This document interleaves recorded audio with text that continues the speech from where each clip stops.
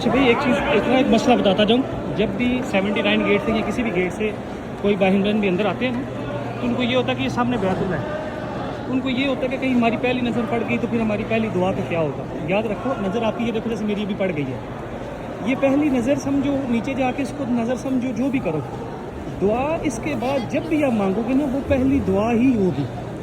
اس چیز میں کنفیوژن نہ رکھو کہ ایسے سر نیچے جھکا کے جانا ہے، کہیں نظر نہ پڑ جائے، پھر کہیں دعا کا کیا کریں گے. یاد رکھو دیکھو میری نظر پڑ گئی ہے نا، پڑ گئی ہے، میں چلتا جا رہا ہوں دائیں بائیں جو بھی دیکھ رہا ہے. ایسا کچھ لوگ سمجھتے ہیں شاید جو پہلی نظر پڑ گئی ہے پہلے کہ جھپکنے سے پہلے جو مانگا وہ ملے گا، ایسا کچھ بھی نہیں ہے.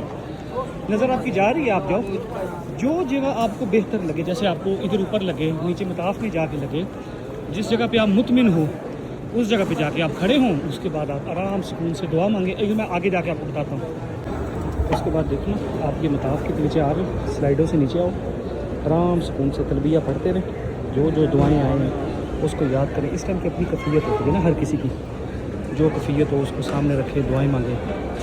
اس کے بعد مطاف آ گئے. ابھی ذرا نا رش ہوگا، میں کوشش کرتا ہوں کہ ایسی جگہ ڈھونڈ لوں جہاں ایزیلی ہو سکے. آپ نے جب ایسے مطاف آنے اس کے بعد آ کے یوں سیدھا چلتے رہیں، چلتے کوشش کرنی ہے ایسی جگہ ڈھونڈنی ہے جہاں پہ آپ آرام سکون سے کھڑے ہو سکے نہ راستے میں بالکل نہیں کھڑے ہونا، پھر آپ کو دھکے پڑتے رہیں گے، دعا میں بھی خشوع نہیں بنتا نا.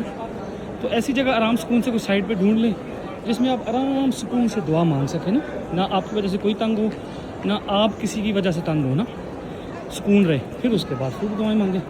جب دعائیں مانگیں تو اس ٹائم اس ناچیز کو بھی اپنی دعا میں یاد رکھیں کہ اللہ پاک مجھے اس میں استقامت دے، آگے بڑھائیں، دنیا آخرت کی خیریں دیں. جیسے میں آپ سب کے لیے بھی دعا مانگتا ہوں، اللہ پاک آپ کو اس گھر کی بارہا سعادت نصیب فرمائے، یہاں کی قدردانی نصیب فرمائے. ہم سب سیکھ کے آنے والے جن بھائی بہنوں کی جو دعائیں ہیں اس گھر آنے کی، اللہ پاک وہ قبول و منظور فرمائے اپنی رحمت سے. آپ مجھے دعاؤں میں یاد رکھیں، میں آپ کو دعاؤں میں یاد رکھوں گا. جس بھائیوں کی جو نیک حاجتیں تھے اللہ کی رحمت سے قبول فرمائے، آمین. باقی کہاں سنو معاف ہے. اللہ حافظ.